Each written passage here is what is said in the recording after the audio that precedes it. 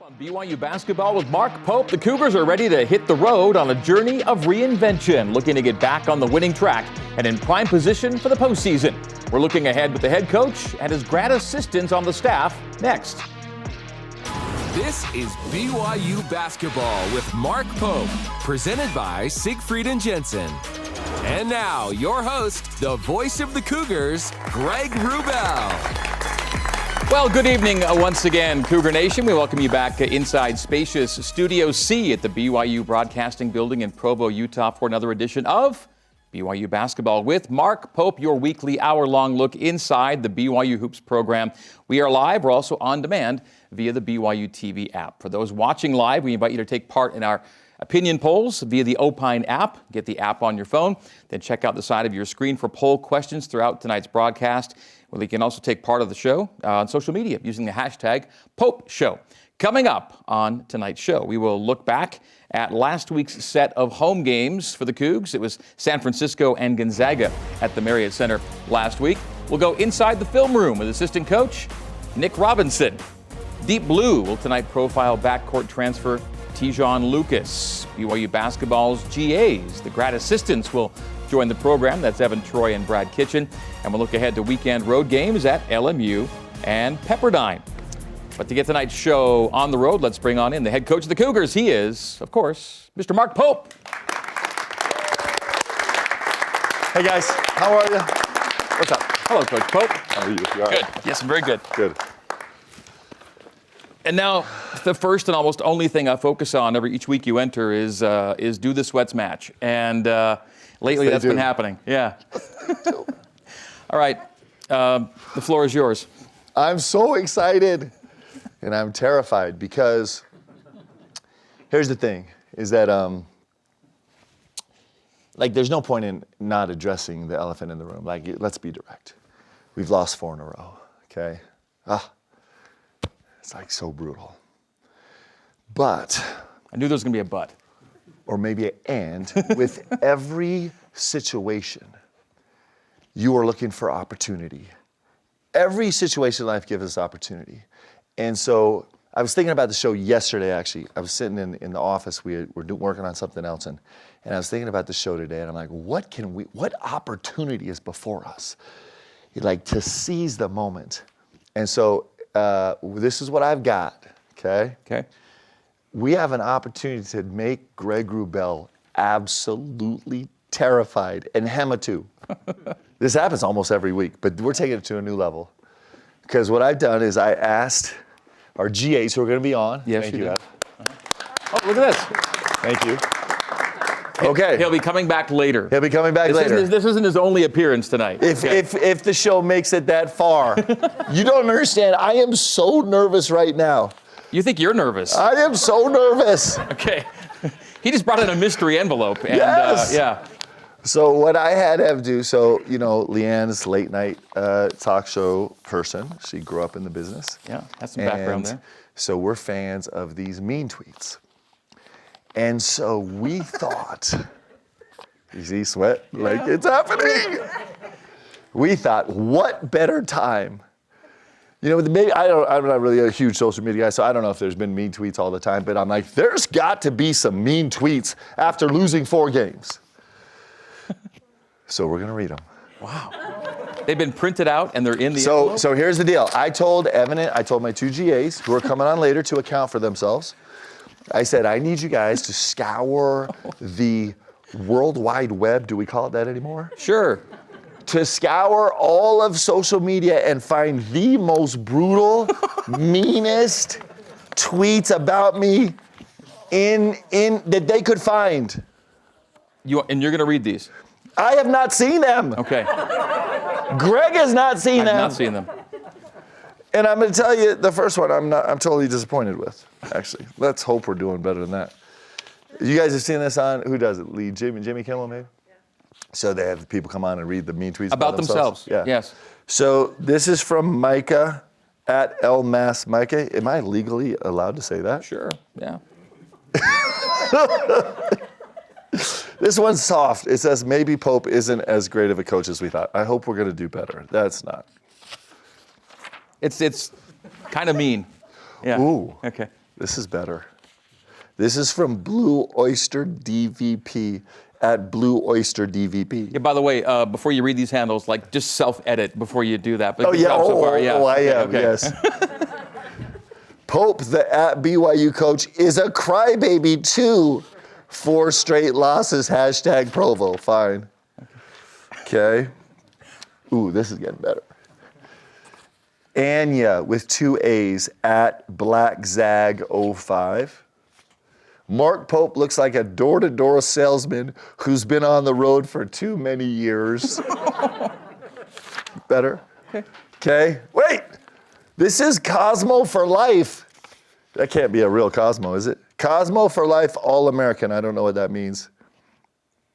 Welp, Pope went from hot new girl to not so great in just 2 weeks.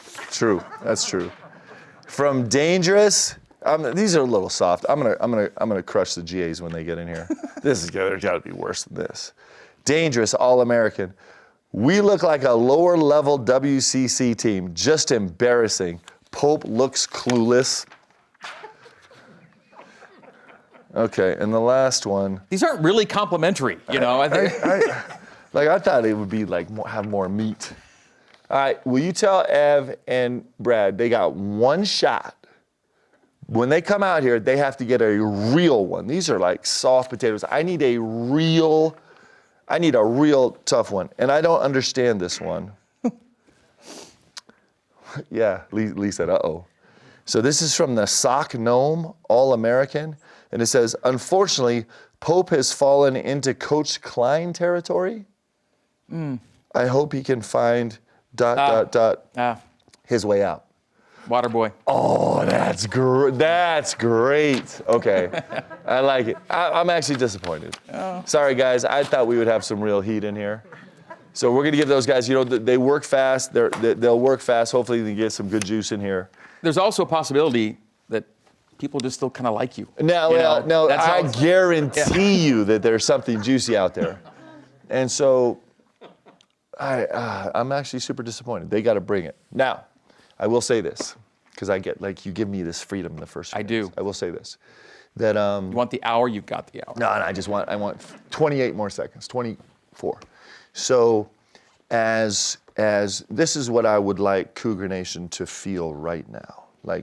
I love our fans. We have the greatest fan base in the world, and that means we get cheers and we get boos. Those are great fans, and there's discontent right now after we lost some games. That is the greatest gift in the world, because the only way that can't happen is if people don't care. So I'm glad we all care so much. And I will make this one tiny little addendum just as a thought of maybe some grace. So I walked in my locker room Saturday after the game, and I had one particular experience with a player who is fighting so hard. He is fighting so hard, and he wants so badly to perform well, and he wants so badly to represent this team and this university. And sometimes in athletics that doesn't happen. And so as I got to kind of hold him in my arms, his shoulders heaving as he was sobbing, performance is okay, but we're really blessed right now that we're being represented by incredible people who are giving their whole heart and soul to this game. And that's why we're gonna have success going forward. It's really special. So as we all do this, we're so emotional about this game, and I love it. I love it. And I love the fact that people care so much that we can't help ourselves but be critical when we don't perform the way that we're expected to. Just remember that we're all in this together, and these guys, man, they care so much. And we're really blessed to have that. So that's my soapbox. That was like a minute and 17 seconds. Sorry, it's a little too long. No, that's the thing I thought about when you said that. When you were talking about the fan base caring, you talked about a guy who clearly represents what caring is all about. Yep. After the game. It's pretty special. Yeah. And come on, this is the best. We got the best fan base in the country. Like, you walk into the Marriott Center this weekend, and it's just unbelievable. Yeah, so, the SEC has these huge venues, Rupp Arena, for example. They pack it every night. The Carrier Dome is massive. So the ACC, the SEC have these big crowds, big venues. Outside of those two leagues, there have been, the two largest crowds that have seen a game all year. One was in Philly for Villanova. They got about 19-something. And your crowd on Saturday night. That puts you back in the national attendance top 10. BYU's been in the top 10 for years, and you're on pace to be a top 10 attendance team outside the power programs, the power and the power leagues. And our guys feel it, man. From top to bottom, we're so incredibly grateful and feel this of course we want to perform for our team, and we also want to perform well for Cougar Nation, and so we're determined to do it. It's going to be a really great week. Yeah, I want to get a bit of good news in before we get to some numbers, resume numbers. Tejon Lucas, who did not play Saturday night, was practicing for you today. And the hope is, right? The hope is that means he's on the path to playing on the weekend. Yeah, so T, we wouldn't let him practice today, and he just begged and begged and begged to get in practice. Yesterday, we wouldn't let him practice, and he just begged to get in practice today. So as part of the agreement, there's if you know the Marriott Center court, there's 4 tunnel exits. And there's moments right now where I think Tejon feels semi-disoriented still. And so I assigned Caleb Lohner to make sure that he didn't wander off during practice into some random part of the arena. So otherwise it went really well. But you do, the hope is he gets to play for you. Yeah, he's super. Everybody on this team is so important. And of course he is such a huge part of what we do. So we're hoping to get him back. And if we don't get him back, then we'll find answers. And if we get him back, those answers will be a little bit easier to find. All right, let's get to the resume that BYU is putting together this season. Latest Lenardi this morning. He still has you in the field. A lot of brackets still have you in the field. But things are getting more and more urgent, game by game and week by week to stay where you want to be. These are the numbers you'll see on the NCAA team sheets. And one of the numbers that jumps out and will jump out to evaluators are those Q1, Q2 numbers. The fact that you can count 9 Q1 and Q2 wins on your schedule still is significant. I'm telling you, so you have to go do the research on this, but I'm pretty sure that we're the only team in the country that has lost 4 games in a row right now and is still in the NCAA tournament. And that is a credit to what these guys have done this season. It's unbelievable what this particular group has accomplished so far this season. There's really no words, and so now it's time for us to right the ship and finish it. But you're right, you think about it, 9 quad 1-2 wins and 4 quad 1 wins, that's incredible. We just haven't been in that territory as a program before, and so listen, we got to right the ship right now, but man, they put together incredible work. Okay, 4-game losing streaks are few and far between at BYU, and the 4-game thing kind of resonates in a couple of ways. The last 4-game losing skid for BYU came in 2013-14, which was an NCAA tournament season. BYU recovered from that to make the NCAA tournament that year.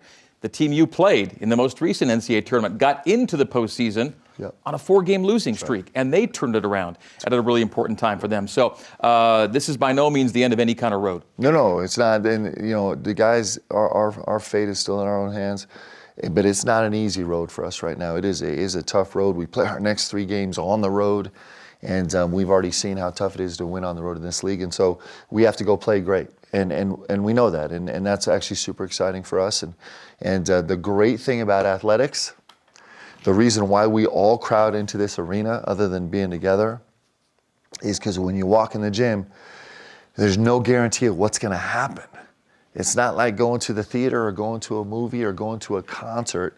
You really can't know how it's going to end. That's why we're all so intoxicated by it. And so we don't know how this season's going to end up. And so right now our guys are getting themselves together, and we're going to go fight and see if we can make some special things happen. And we hope that we get to look back in a few months or weeks' time at what this part of the season meant and said, wow, things look tough, but. It's such a teaching thing in life. We talk about this all the time. You and I talk about this all the time, but the story's never over. right? Sometimes we all have this tendency to pack our bags a little too early when things go wrong and they look really discouraging.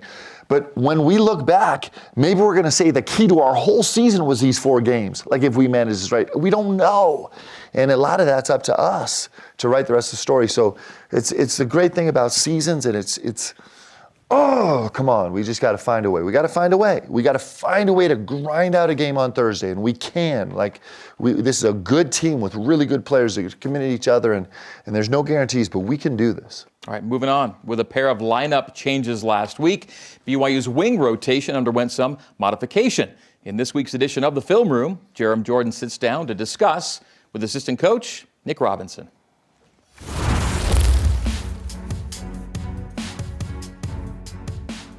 Okay, Nick, 4-game losing streak. How do you right the ship? How do you start? Well, we start by understanding exactly where we are and then take the basics that we need to re-emphasize and refocus on and get ourselves back on track. Coach, in the last 48 hours, has talked a lot about our commitment, our belief, as well as our determination to do the things that have gotten us to this point in the season. I mean, right now we're 17-8. We're a really good basketball team. We've had a bump on the road, and we've got to get over this bump and get back on track. Okay, let's check out some of the plays that did work, like you talked about, against Gonzaga and San Francisco. Let's start with Alex Barcelo against Gonzaga. A fade off of a screen. Yeah, right now we see Caleb's bringing it up, to get into the first side of our offense. A little lackadaisical there, but we win the 50-50 ball. And right now Alex makes a great read versus pressure and hits the 3 in the corner. A nice, simple pass by Caleb and a good initial screen by Seneca. Now you've got this dribble handoff motion, right? And there are a ton of variations off of that. We saw the 3, and now we see one where he can drive and lay it in. Yeah, I mean, for us, we want to get to second or third side of the floor. Right here, Foose sets a great screen, making the defender go over Alex Barcelo, which now gives Alex, a lane to drive and possibly, a roll pass to Foose. With Alex, teams are guarding him so aggressively. How do you continue to find ways to get him open? Yeah, no, I think the goal at this stage is that Alex continues to be the special player that he is. But also we need the level of efficiency for all the rest of our guys to continue to improve and get better as they feel comfortable in the offense. But yes, we've got to make sure that Alex remains consistent, and confident, and is able to get aggressive shots and make great decisions. I think they're comfortable in the offense as well, right? Yeah. They come in here. Yeah. And the offense? Both, right? It works. Okay, Seneca Knight, another good read off of this for a dunk against San Francisco. Yeah, again, we're able to get to the second side of our offense, Tijon turns it through Gideon, and Seneca reads, this gap, They've got a lot of focus on Alex. Everybody else is lifted on the weak side, and Seneca sees that and gets a straight line drive right to the rim. A really good read. And then Gideon George had a nice game against Gonzaga, 14 points, knocks down a 3. Yeah, Gideon shot the ball really well as of late. Right here, he's able to turn the ball. We get to another side, with Alex off of this screen. And then from there, Alex makes a great decision. Trevor makes a really quick decision, and Gideon hits a wide open 3. More of that this week, right? Let's against do it. LMU and Pepperdine. Very How do you much get so. a win streak this week? I think for us, again, the guys went lifting this morning. We had a team meeting. We're ready to get to work this afternoon. And ultimately, us putting in the work in the next 3 days is going to prepare us to go on the road and play against a good LMU team. Okay, good luck. Thank you. Quick thought, that'll lead you into something about Coach Robinson. BYU Thursday plays LMU. That's a team with 2 former head coaches as assistants to Stan Johnson. He has Alan Edwards and he has David Carter. You have a former head coach. People need to know that Coach Robinson had his own program. What's the value of having on your staff someone who has been in that position? Well, we've talked about this before, but so Nick, I've known Nick for a long time. We were assistant coaches kind of trying to come up through the profession, and Nick became the head coach of Southern Utah a few years before I took a job as a head coach, my first job as a head coach at Utah Valley. And actually, Nick has been one of my confidants. He gave me probably 2 pieces, the 2 most important pieces of advice that I could have got when I took my first job that I think actually correlated to really, really great success for us. So it's a real blessing. And then, interesting enough, Alan Edwards, who's the former head coach at Wyoming, was my teammate at Kentucky. And David Carter, who's the other former head coach, who's an assistant at LMU, comes up through the Lynn Nance Coach Fox coaching tree, which I'm also a part of. So a lot of connections in the group. It's fun. Weird how the coaching circles kind of intertwine, isn't it? It was, it's fun. You watch those clips. We could talk for so long about those clips. But the first clip, you can see our guys are now learning to take advantage of when teams are committed to blowing up handoffs and flows, right? And so Foose made a couple great reads early in San Francisco. We had a great read there. And it's just like guys are just, it may be slower than we want, but guys are starting to find these moments of where they're starting to understand how to make reads and actually execute them, which is, let's go. Let's take a look at what's ahead for BYU in this month of February. And it's going to be here at Las Vegas, that is, before you know it. You have only really 3 scouts left, if you will, because you only have 3 opponents. You'll play LMU twice, Pepperdine twice, and then have a second game against St. Mary's, a team you're already familiar with. So the number of scouts is diminishing. That is, scout reports you're going to get. And this is probably the way it's going to appear. I don't know that Portland ends up back on the schedule at this point. This could be what you end up with, which would be 15 league games, Coach. And if it is, you play 15 and other teams play other numbers, we could get back into that Ken Pomeroy algorithm for what the standings really turn out to be. That's kind of how it looks right now. Yeah, it'll be interesting to see. It looks like, so we actually have a bye week with St. Mary's, but it looks like Portland's booked that Tuesday and Thursday already. Yeah. And so we do have space. We'll kind of figure it out. I'll be honest with you guys, I'm having a tough time seeing past Thursday. Right. So we'll figure all that as we get down the stretch. Last year, they did have to go to that alternate standings, and they may have to do the same this year because it looks like it may be tough to get everyone on an even page, right? Yeah. Okay. All right. As we go to break, we'll tell you that for your day-to-day Cougar Sports play-by-play, we want you to watch and listen to BYU Sports Nation with Jeremy Spencer, weekdays noon Eastern on BYUtv and BYU Radio. When we come back, Deep Blue profiles Tijon Lucas, and BYU's GAs join the show as BYU basketball with Mark Pope continues. Stay with us.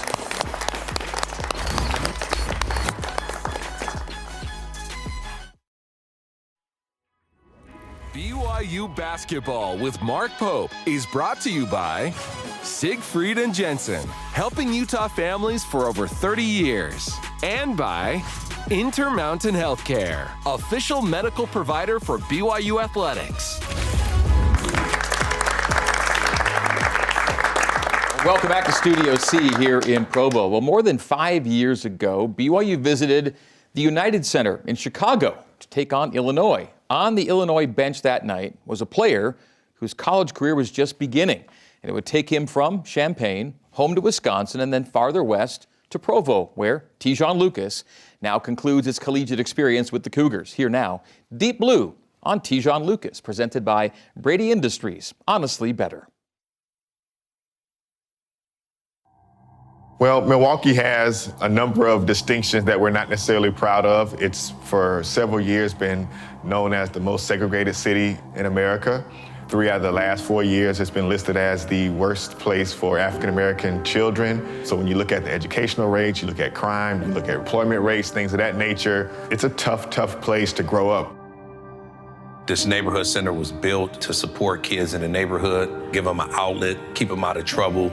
And it's been a place that people for generations call home. Tijon Lucas would be one of those people. 3rd grade, I was playing basketball there in the basketball league, and Mr. McHenry, who was like my mentor, another father to me, saw me there and has helped me ever since. He saw talent in me. It's safe to say that he was at this facility 5 to 6 days a week from the time that he first walked in till the time he graduated high school and left for college. Yes, he have had friends that lived on the other side of the fence. He would not get involved in those things that his friends were doing. He would stay in this gym, use this gym as a safe haven, and it takes a strong-minded individual to know where you're going, keep in perspective that, hey, I love y'all, but that's not me. The Silver Spring Center offered nothing but positive, and then you have a great person like Mr. McHenry that was over it. So that definitely saved his life, because I don't think he would have made it because there's too many distractions. It's like you can go outside your door and walk maybe 2 or 3 blocks, and there's someone selling drugs. There's someone getting killed like 2 blocks away. But also, every time we hear about one of his friends or his teammates going to jail or getting in trouble or getting shot, it's just a reminder of how precious the opportunity that he has, and just make him even more committed to just keep grinding, keep working, so that he can create the life that he wanted for himself. It's just very hard to make it out of there, and when you do, the community celebrates you and embraces it, and it's a kind of a big deal. When I graduated, only 4 people from the whole state of Wisconsin went Division I for basketball. And it was only 1 in the whole city of Milwaukee, and that was me. And so, it's something I look back on and what keeps me motivated every day. That city means a ton to him. And that's exactly why in the middle of the summer, he went to Coach Pope and he's like, Coach, I have to go to this parade. I need to be with the team, but I need to be with my city. And then, you're watching his Instagram stories when the Bucks bus is driving right by and he's sitting front row. For him to have a leap of faith and fly out here to Provo, Utah, and to put BYU on his chest means a lot in terms of what he's willing to sacrifice. He's bounced around a number of times, went to 2 different high schools and 3 different colleges. And at the same time, I think everyone would say that he's a tremendously loyal person. But circumstances and situations arose that were outside of his control in every one of those situations. And he had the courage and the willingness to step back and say, is this right for me? And if the answer was no, then he wanted to go pursue what is the best situation for him. And with each of those choices, I really think Tejon made the right decision. So Tejon Lucas was an incredibly sought-after transfer. He's 2 years at Illinois, 2 years at Milwaukee, unbelievable numbers. Everybody's looking for a veteran guard that can kind of steady their team. Kansas jumped in late. He was recruited by everybody. And the first time I called him, we were just in the midst of trying to see if Alex felt like he was going to come back. And so I told him in the first call, the first time I talked to him, I'm like, hey, T, listen, I'm a huge fan. I've watched a ton of film. We've talked to a bunch of coaches that coach you. They're all so complimentary. I think you could be great here, but if what you're looking for in your last year of college basketball is to have the ball in your hand all the time and to get all the shots, that's just not happening here. It's not what we do. It's not who we are. It's not how we play.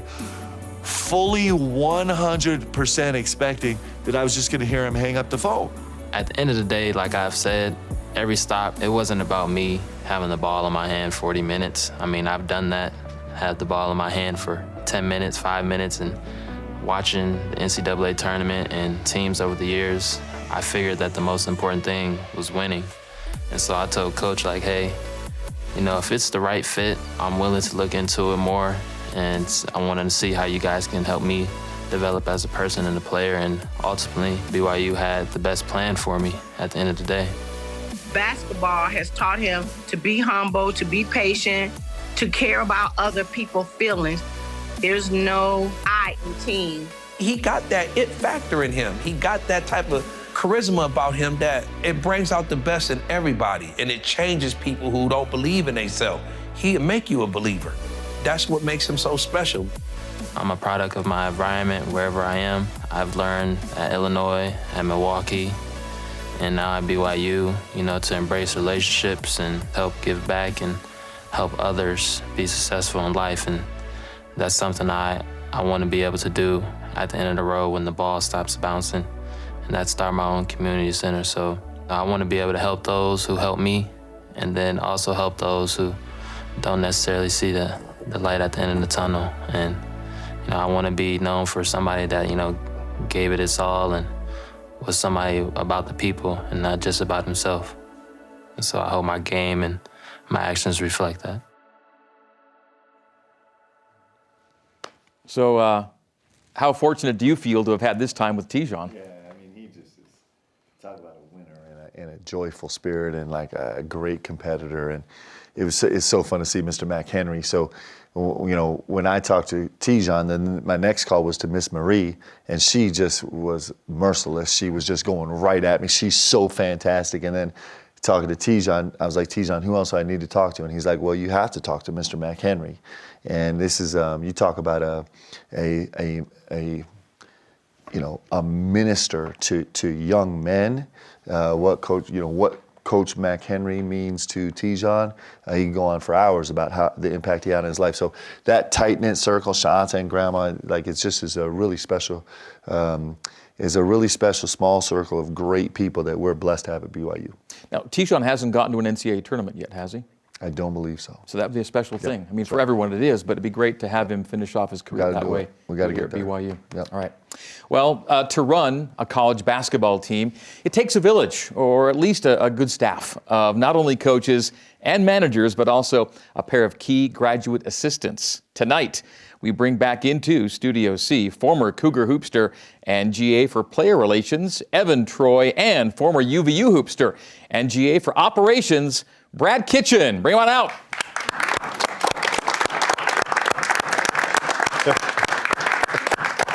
Brad, Ev. Let's go. All right, doing well. Yeah, look good. Let's go.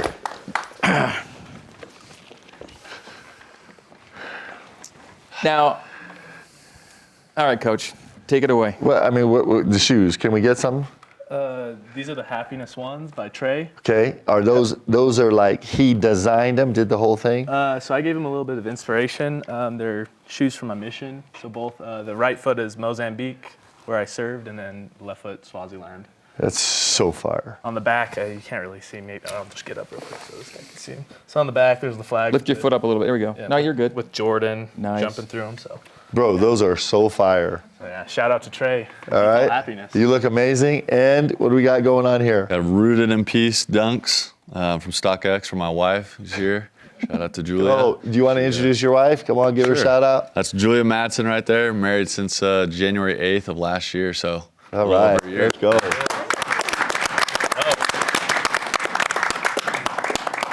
Okay, please tell me you got something for me. Yeah, I'm not gonna lie. I was a little disappointed, guys. He actually sent you guys on a mission to do better or worse, I guess. Than I expected a way more salty product than that. Our proofreader is Coach Nick, so not to throw Coach Nick under the bus, but he told us nothing with profanity, nothing about getting fired, nothing about the players, and nothing about other coaches.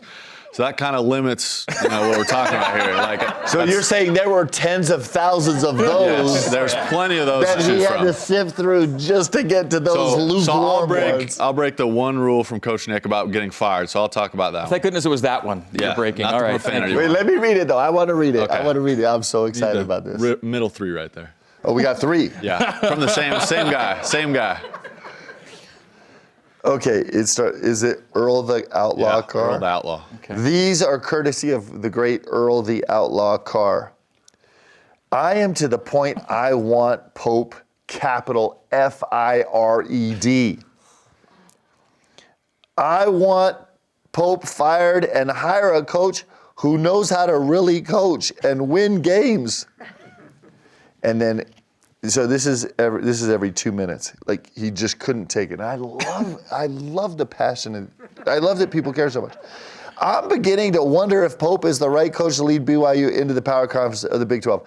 Is that really the best we can do? There's plenty of F words to choose from, plenty of different things, comparisons, but we. All right. Well, guys, I'm sorry. I feel like I didn't deliver. You guys, I'm telling you, I don't know if Greg's gonna let us run back. We could do better. We can do better. This is the only time in our tenure together these guys have fallen short on an assignment. I think they fell short in a good way, quite frankly. But so last week we had the managers on. Yes. And let's just get back to that for a second. So we had Cam and Tyler come in last week. They were pretty cashed out. Were they in Were they in shorts and matching polos? Yeah, matching polos and yeah. And you guys have taken it up a notch tonight. Let's first of all, the level of notoriety those two guys got from their appearance last week. Were you feeling it the next day at practice? Oh yeah. Yeah. Well, and then the next game, CBS did a whole thing on their kill chain. I Yeah. was just like, what the heck? Like, we've worn it before. We got no love. So. Yeah. They were suddenly more famous than the GAs, which shouldn't happen. That's hence we're trying to. So I told these guys, you got to bring it tonight to rectify things. Now, the other thing that came from their appearance on the show was Cam's belief and preference that there was a player on the team that he could take one-on-one. And the ensuing, hold his own against, I think was the actual phrase. Who could you hold your own against one-on-one? Yeah. And the ensuing competition the next day after practice. I was there for that. Had some juice. You guys want to describe what you saw? Yeah, I mean, whole everybody on the team surrounded them around the Now, three-point line. Let's remind folks that Tyler said, hey, they're all, he basically begged out of it and said, hey, I'm not going to mention anybody. Cam was like, oh, Jeremy Dowdell, immediately. And so those two. So, Cam had a good game in our intramural game, like a couple days before. So he was kind of feeling himself when he went on the show and maybe a bit overzealous. So the whole team surrounded him. They're playing one-on-one, chanting, give him a bucket, Cam, give him a bucket, you can do it. He instantly goes. I think he airballed the mid-range. Jeremy Dowdell gets out there, puts into work, scores a land, game over, like almost instantly. So we lost that hope pretty quickly, but I still believe in Cam in terms of our intramural team that we're on. So absolutely. Still a contributor. He's still a role. The beauty was, though, that Jeremy Dowdell was feeling some pressure because anything can happen in a one-shot game. Yeah. You could tell he was feeling the pressure. He came through for the young guys. Yes, and he did. They get to celebrate that. Yes, he did. By the way, much kudos to the outfits tonight. I mean, you could have just cashed it up. No, you went a different direction. Nicely done. GA things. It's not a tux, but it's not too far from it. Yeah, I tried to go with the tux today. Short notice, couldn't get it done. Next time. Never say you couldn't get it done. Never say that. Say you chose not to get it done. Right. These guys can get anything done. I hear you. Yep. And the sunglasses at night thing is a very good vibe. Cool. All right, we did this with the managers last week. We won't do exactly the same thing, but your ops and your player relations. Okay, those are fancy titles. What in reality do your days look like? Brad. Oof. Every day's different. I get asked this question all the time, like, hey, what do you actually do? Like, what's your job title? And it's like, honestly, just anything that the coaches, assistant coaches, Bob, or any of our players need, like, we just do it and get it done. Like Coach said, like, we're just kind of like problem solvers. We figure out how to take on the next problem and finish it, you know, and that's really all, at least that's my job. That's how I look at it, is just solving problems every day. How about you, Ev? We have some intermixing, like we do some similar stuff. The difference between the titles, I like to call myself a player relations guy because I took the mantra of, best locker room in America and try to evolve that into my title now as a graduate assistant. So, I try to make sure all the guys are okay, make sure our locker room's okay. Sunday dinners, I try to have our guys over and some of their significant others so we can, have a movie night and different things. And just making sure that the guys feel loved, making sure that they know that the coaching staff and me personally will always be there for them. So, if fans want more answers to what it is these guys actually do, you, for them, have set up a handy Instagram account, GA_things. GA things. Yes. If people don't know what the GA things are, follow the Instagram. There it is, GA_things. It is. And it'll basically be the life of Evan and Brad, essentially. Well, just GAs in general. In general. Yes. it's nationwide, We're taking this thing It's a around movement. the world. You guys are helping to take over a little bit. Yeah. Okay. You both clearly have game. You played. First of all, you were with him. Wait, before we go, we got to go GA things because Okay. this GA things. If you need an Instagram follow, you want to go there right now. How many followers do you have? 62. Can we please get to 100? Please get to 100. Let's tonight. get to 100. Please. Can you give us some give us some examples of posts of your most legendary posts? You don't want to miss it. Give us some examples. This heavy, like this heavy SpongeBob content for me. Well, there was one. So like basically the account is playing at the expense of GAs and the things that we have to go through and like some of the hard things or some of the funny things that like happen. Like I said, I don't know how to define my job title because every day it's something different. Like I'll fix our rebound machine for the shots one day, and then the next day I'm like going to do arts and crafts to try to make some sort of poster that Coach Pope then shoots down and sends to professionals to have them do. So It's true story. And yesterday I walked by the kitchen in the office, and he's got the big printer ink cartridge, and I'm like, this is just bound for disaster, right? And that showed up on GA things. But we fixed it. Yes, we fixed it. So like every day's different, and so it's a story of what GAs do, and it's not just me and Ev. It's GAs across the country. People are sending us content, and like we put it on there. So it's actually give us what's your best ones? Your most legendary post. Tease us. There's a story about it's not from me. It was from a buddy at Northwestern State about a food delivery that went wrong after a game. Because post-game meal is probably the most stressful part of our job. It's an important thing to get done, and sometimes it doesn't go exactly as planned. Yes. Right. So don't you have a GA things post with a GA? Oh, yeah, with It's pretty cool. Elder Razband, yeah. Well, it was just like he was in the stands, and I was like, hey, GA game, respect GA game. Yeah. So I took a picture, but like I actually didn't put it on the. Oh, you didn't put it on? I think it was like a story. My introduction to GA things was we were actually in this studio, I think, or in Studio A, for Media Day, and we had a little refreshments cart. And what were you doing? You were stirring? I was ladling soup. He was ladling soup with a little plastic spoon, and you did a little GA things video. Now, with this said, certainly these guys have to cover a lot of tiny little things. They're also teamed up with each one with an assistant coach, and they take a massive amount of involvement in preparing our scouts, and kind of doing things in office. They're in every meeting that we have together as a staff, trying to figure out all the things that need to be figured out, from game plan to personnel to scheduling to everything else. So these guys have their fingerprints on everything in this program, and they're doing an unbelievable job. Super, super impressive, like incredibly impressive what they get done. We're going to get to more of these guys' lives in our next segment. Don't go anywhere. You're sticking around, okay?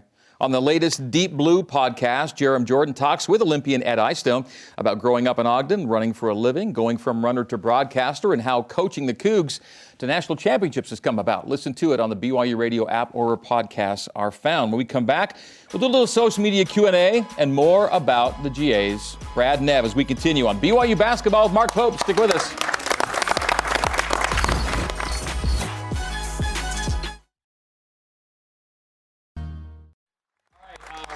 BYU basketball with Mark Pope, presented by Siegfried and Jensen. We're back in Studio C. We have Mark Pope, we have Brad Kitchen, we have Evan Troy.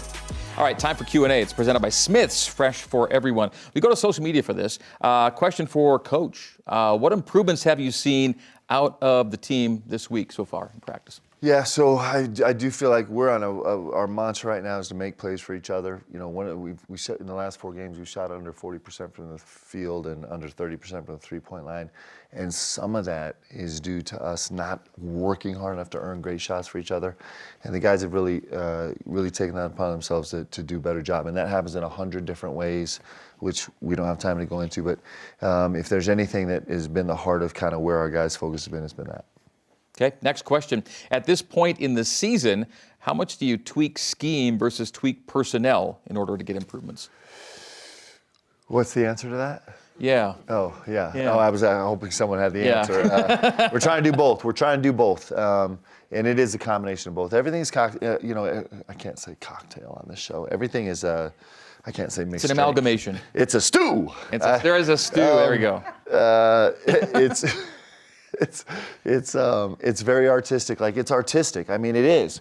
I always think about basketball and football in the different ways, and basketball has to be so much more artistic because there's so much more freedom and it's so much more flowing, and you don't get stoppage every single play, and so it makes it more artistic. So both. It's both. Next question. We know there's a sports psychologist in the athletic staff. How important is their role during this particular stretch? It's always really important. Wins, losses, summer, season. This sports psychology and mental health counseling have become important for every student athlete that we have on campus. It's like tutors. If you're an A student, you need tutors, and if you're a D student, you need tutors. We don't have any F students. We don't really have any D students, but you use the tutors no matter what because it can help augment your deal. So incredibly important position for us. My man Bryce asks, how do you bring joy back in the gym during a tough time like this? You know what you do? You focus on how much you love the game. We actually talked about it as a team today. Like, we get to play this game, and we get to play it in that building in front of these fans wearing these uniforms together with this group of guys, and that's a special thing. Gratitude is always the answer, and so we're trying to focus on that.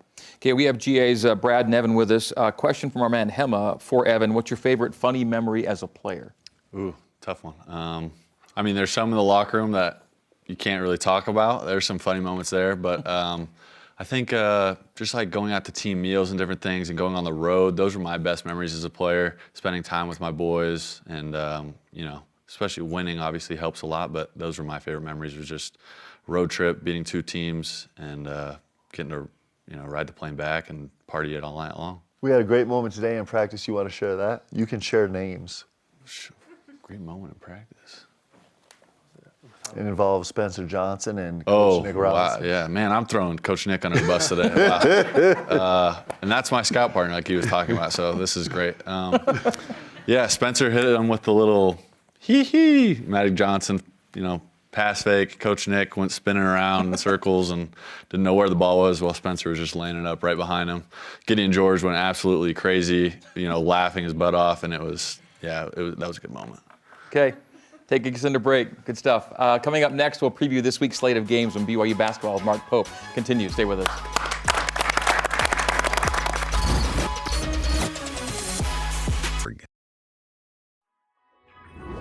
BYU basketball with Mark Pope is brought to you by Siegfried and Jensen, helping Utah families for over 30 years.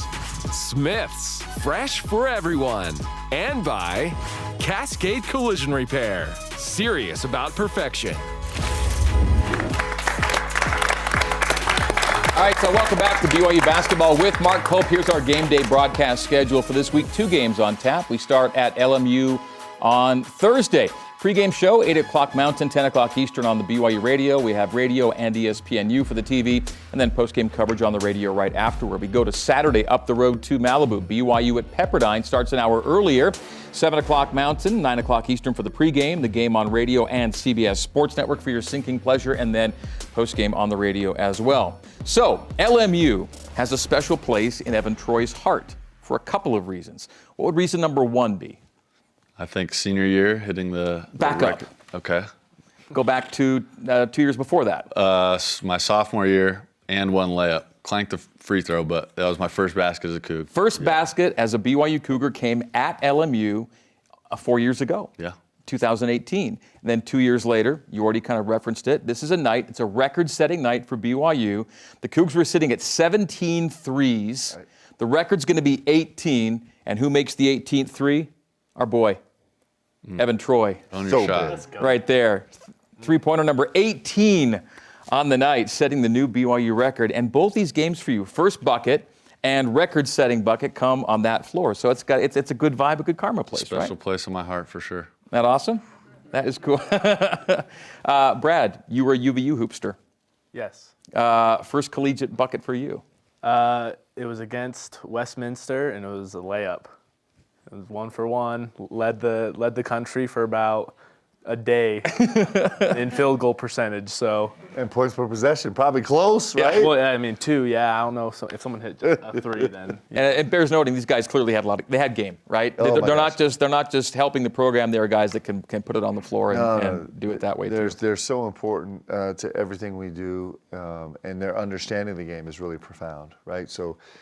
They're allowed as GAs to participate in some drills, small drills where they have small numbers of guys on the court, and they do an unbelievable job simulating what we're asked, the challenge that we're asking to put in front of our players. They do a great job simulating. It's, like I said, they do everything associated with our program. It's great. All right, we're heading to our last break, and as we do so, here's this week's trivia question presented by Cascade Collision Repair.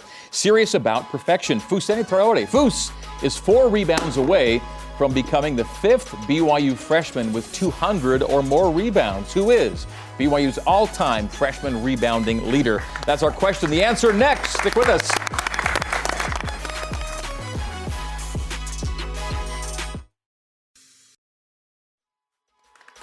Welcome back to BYU basketball with Mark Pope, presented by Siegfried and Jensen. Tonight's trivia question comes your way courtesy of Cascade Collision Repair. Serious about perfection. We see Fous there climbing the rebounding charts. He gets 4 more rebounds, and he gets into the top 5 with 200 or more rebounds. But who is the all-time freshman rebounding leader? Before we show you the answer on the screen, Coach Pope, what's your educated guess? I don't know, and I'm gonna get in trouble. Ever since I missed on Noah Herstock, I'm totally gun shy. He's taking a pass, Brad, so what do you think? I think I'm going to go with Yo. Yoli Childs? Yeah, I got to go with my guy, Yo. So you both think Yoli Childs. And the answer is Yoli Childs. Let's go. Yeah. Come on. There you go. Come on. Yo. That's right. Nicely done. Back in 2016-17. And Fous is going to get up there. Fous is special on the boards. Yeah. Okay. 272 rebounds. My goodness. All right, so we've got 40 seconds left on the show. Oh, we better get to what happened. What happened? We all know about the cougar tail, right? It's a delicious concoction. And this gentleman at the Gonzaga game apparently tried to inhale an entire thing in, well, one bite is what it turns out. So we got to get his name. That is so fantastic. We got to get him on the show and give him another chance. Who do we need to have him race? We need to have him race Foose. Oh, yeah. Or Tiki. A Tiki? Tiki can eat anything. We need to have him race a Tiki. Brad, Ev, thanks for classing up the joint tonight. We appreciate it. Coach, good luck. We'll see you in L.A. Let's go, boys. Thanks, folks. Appreciate you being here. Have a great week. Go Cougs. At Smith's, fresh